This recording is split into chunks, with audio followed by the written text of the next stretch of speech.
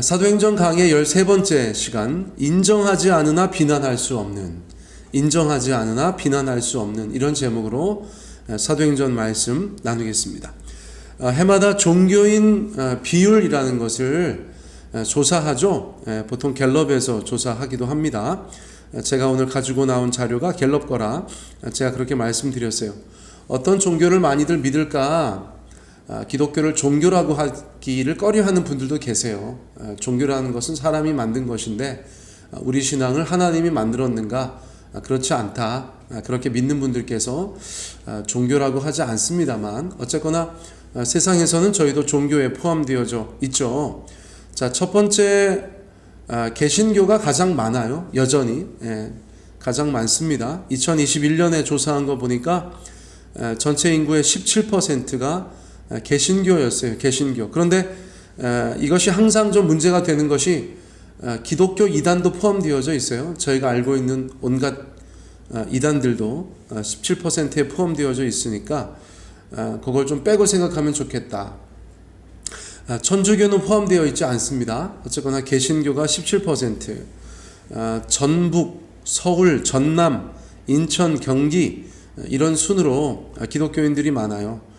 전라도가 강세예요. 전라도가 강세고 충청도는 없네요. 대전이나 세종은 없어요. 어쨌거나 일반적으로 전북, 서울, 전남, 인천, 경기 순으로 기독교인들이 많다고 알려져 있습니다.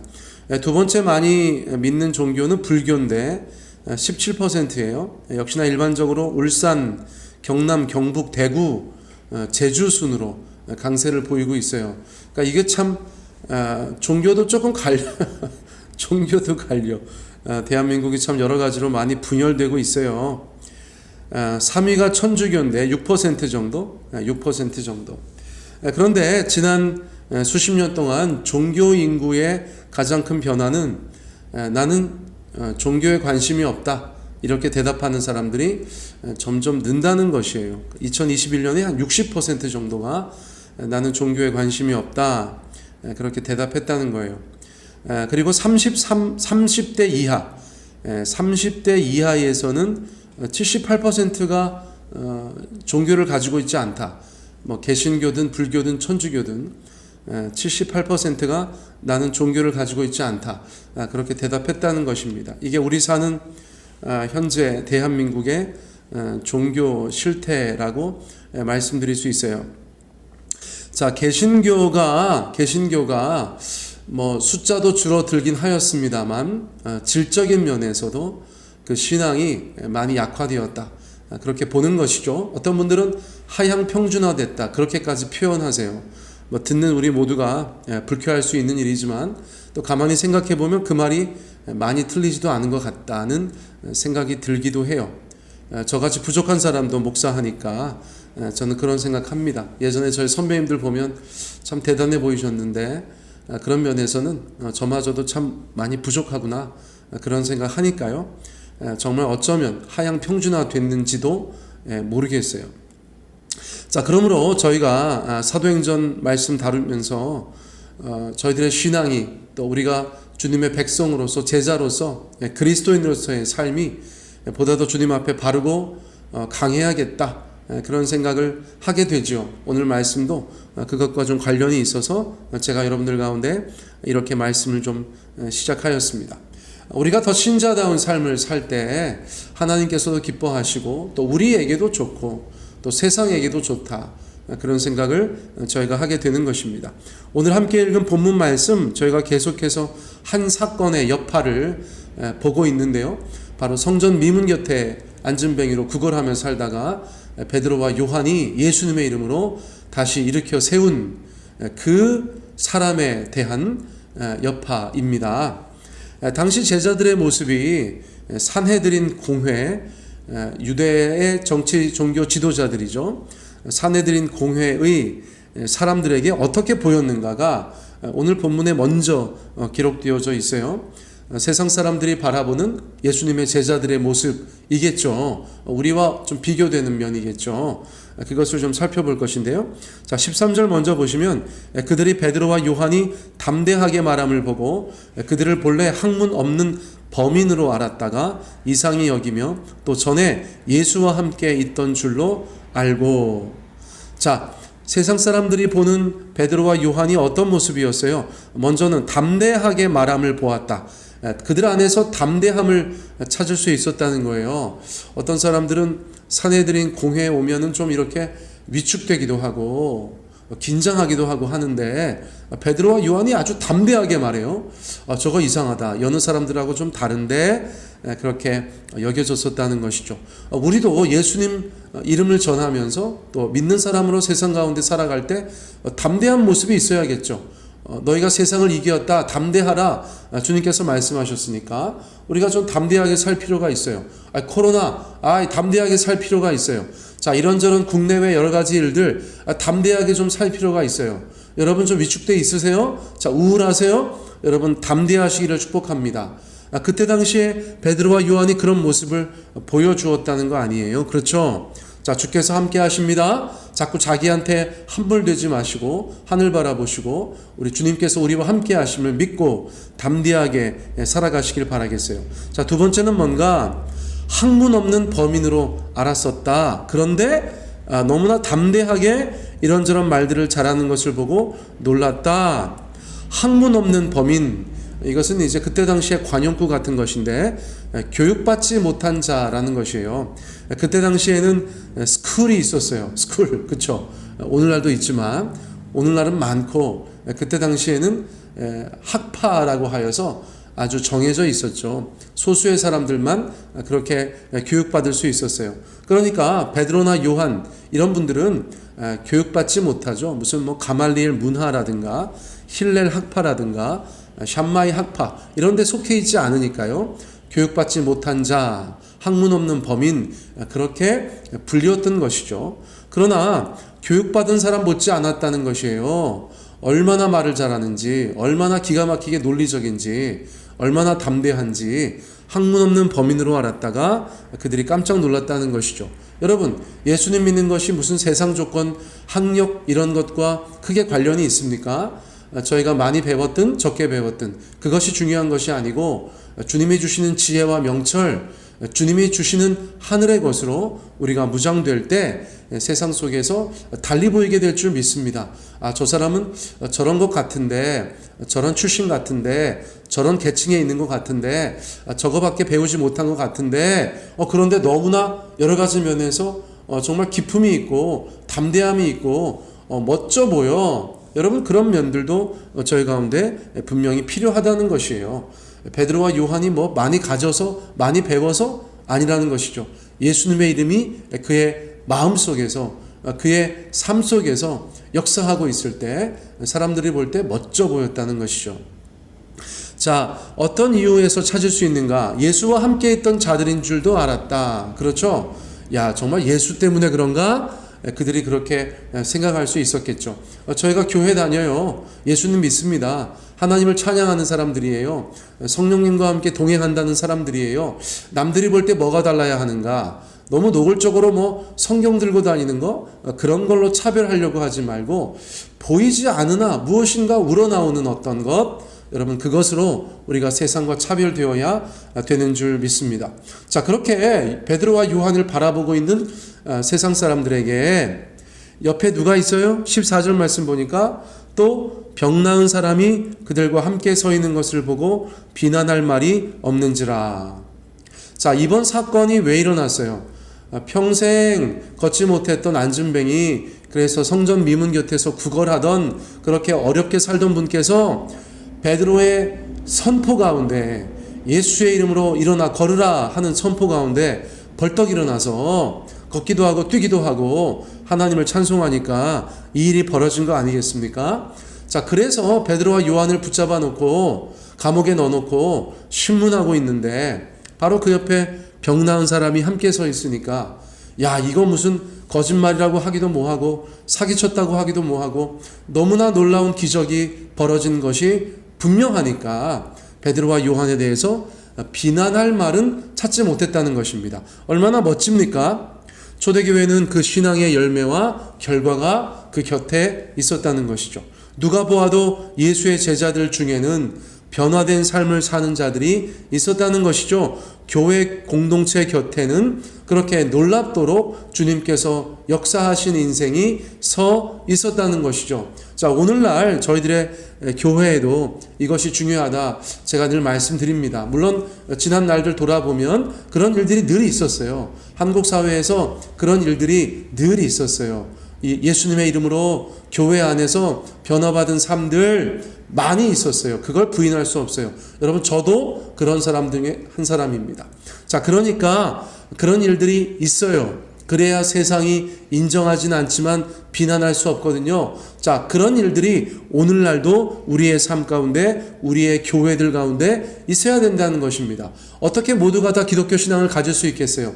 인정하지 않는 사람들이 늘 더 많아요. 그런데 중요한 것은 뭐냐? 그들이 비난할 것이 없는 거예요. 야, 진짜 뭐 나는 교회 안 다녀도 다른 사람들 보니까 교회 가서 정말 새 사람 되더라. 어떤 간증들이 있더라.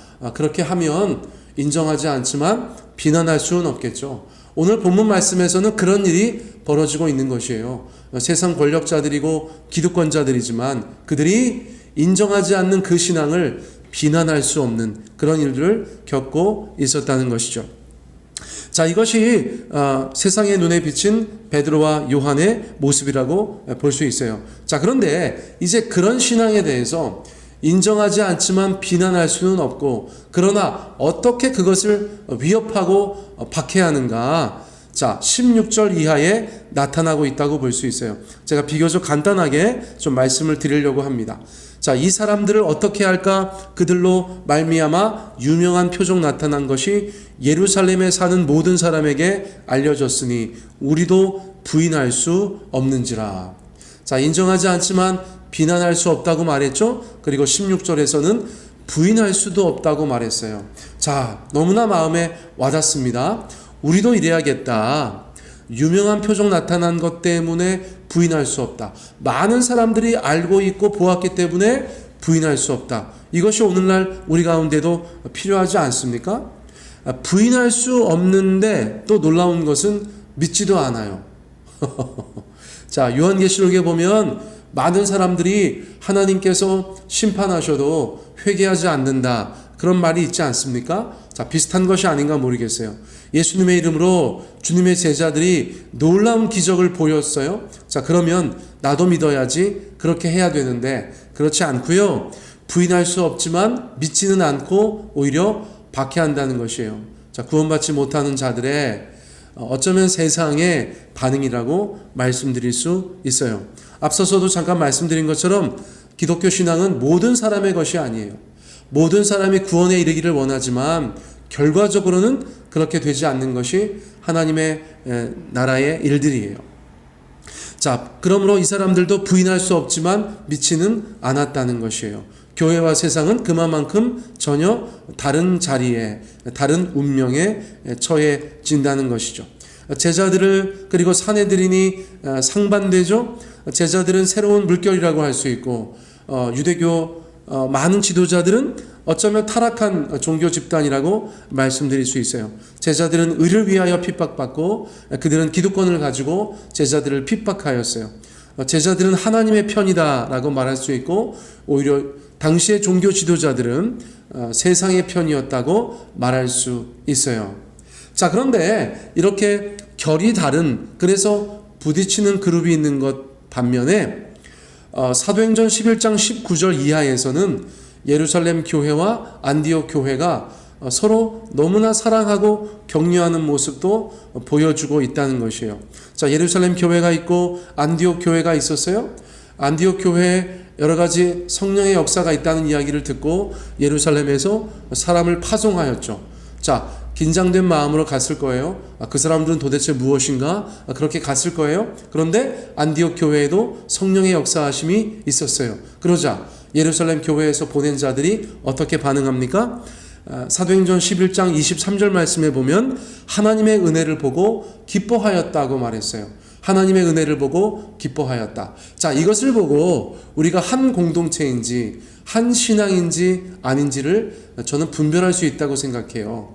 제자들과 사내들인 공회는 부딪혔죠. 그런데 예루살렘 교회와 안디옥 교회는 서로 기뻐하고 하나 된 것을 저희가 보게 된다는 것이에요.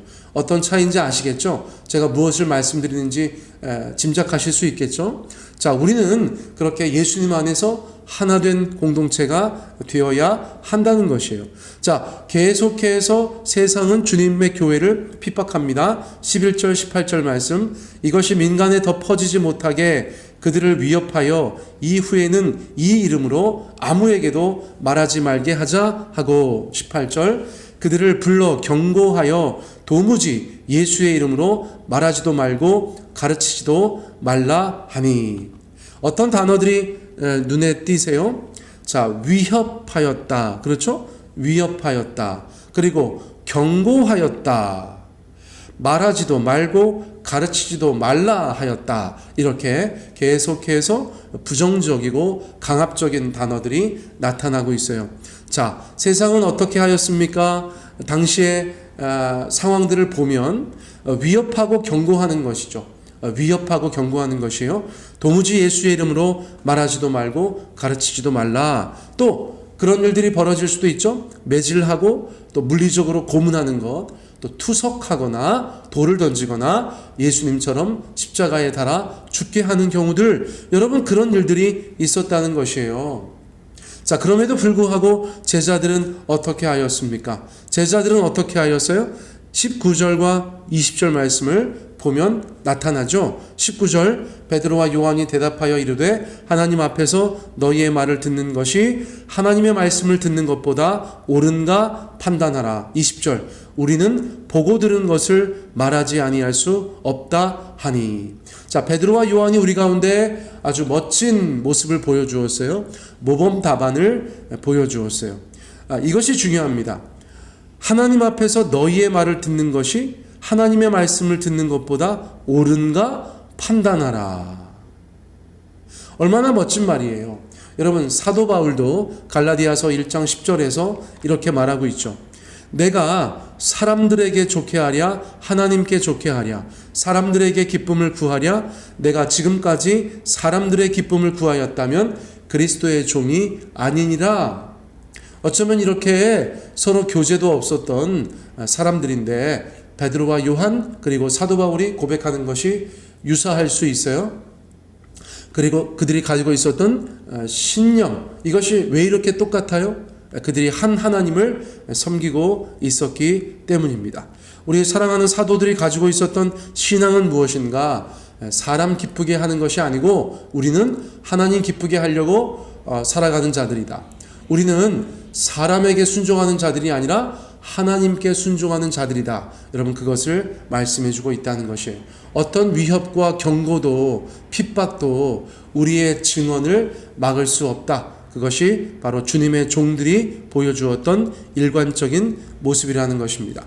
자, 우리는 보고 들은 것을 말하지 않을 수 없다. 이것이 바로 증인의 삶이거든요. 증인이라는 것이 무엇입니까? 본 것을 말하는 것이고 들은 것을 말하는 것이에요. 가감없이 전하는 것이에요. 오늘 성경은 우리 가운데 그것을 도전해주고 계세요.